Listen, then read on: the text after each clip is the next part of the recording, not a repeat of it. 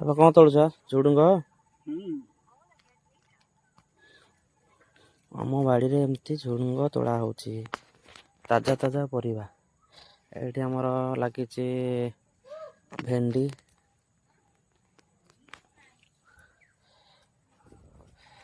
ଆଉ ଯାଉଛି। ଆଉ ଏଇଟା ବଡ଼ କଦଳୀ କାନ୍ଦି ହେଇଛି, ପୁରା ଦେଶୀ ପାଟକ ପୁରା କଦଳୀ। ଏଠି ଆମର ପୋଟଳ ଗଛ ହେଇଛି। ପୋଟଳ ଦେଖନ୍ତୁ କେମିତି ଫୁଲ ହେଇଛି। ପୋଟଳ ଫୁଲ ଫଳିଥିଲା, ବାପା ଅଲରେଡ଼ି ତୋଳି ସାରିଲଣି। ଆଉ ଦେଖନ୍ତୁ କେଡ଼େ କେଡ଼େ ଖଡ଼ା ଗଛ ହେଇଛି ଦେଖନ୍ତୁ, ପୁରା ମୋ ଛାତି ହାଇଟ୍ ପୁରା, ବହୁତ ପୁରୁଣା ଗଛ ଇଏ। ଆଉ ଗୋଟେ ଜିନିଷ ହେଉଛି କ'ଣ କି, ଏ ଖଡ଼ା ଗଛରୁ ଖୁଣ୍ଟି ଖୁଣ୍ଟିକି ଖାଇକି ସବୁ ଅଗ ଛିଣ୍ଡେଇକିରି, ଏମିତି ଅଗ ଛିଣ୍ଡେଇକିରି ନେଇକିରି ଘରେ ଭାଜିବା, ଆଉ ମାଛ ପକେଇକିରି ଗୋଟେ ପତ୍ର ପୋଡ଼ା କରିବା, କିନ୍ତୁ ବଢ଼ିଆ ଲାଗେ, ମୋର ବହୁତ ବଢ଼ିଆ ଟେଷ୍ଟିଂ ଲାଗେ।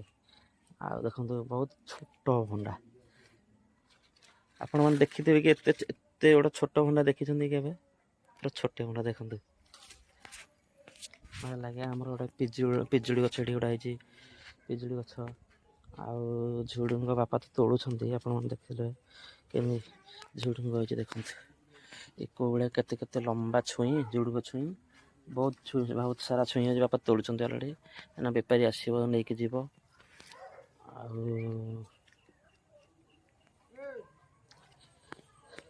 ଆଉ କ'ଣ ଅଛି ଦେଖନ୍ତୁ, ବହୁତ ସାରା ଛୁଇଁ ହେଇଛି, କେତେ ବହୁତ ସାରା ଛୁଇଁ ଦେଖନ୍ତୁ, ବହୁତ ସାରା ଛୁଇଁ ଅଛି। ଏଇଟା ସବୁ ଜହ୍ନି ଗଲା ଫୁଟିଛି, ଜହ୍ନି। ଇଏ କ'ଣ ବେପାରୀ ଆସିକି ନେବ? ସବୁ ଇଏ କେଜାଇ ଛୁଇଁ ତ ହେଇଛି।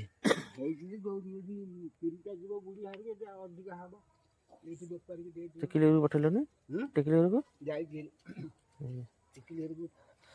ଏ ମାଟି ଚେଞ୍ଜ ହେଲାନି, ସେମିତି ରହିଲା ନା।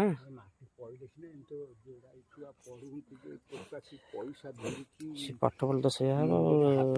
ଆଗରୁ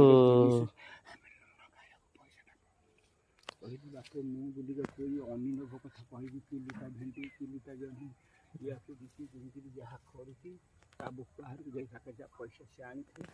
ଆଉ ମୁଁ କହିଲି ବର୍ତ୍ତମାନ ଆପଣ ଦେଖୁଛନ୍ତି, କୁଆଡ଼ିକି ଯାହାରି ଘିତି ଆଣିବୁ।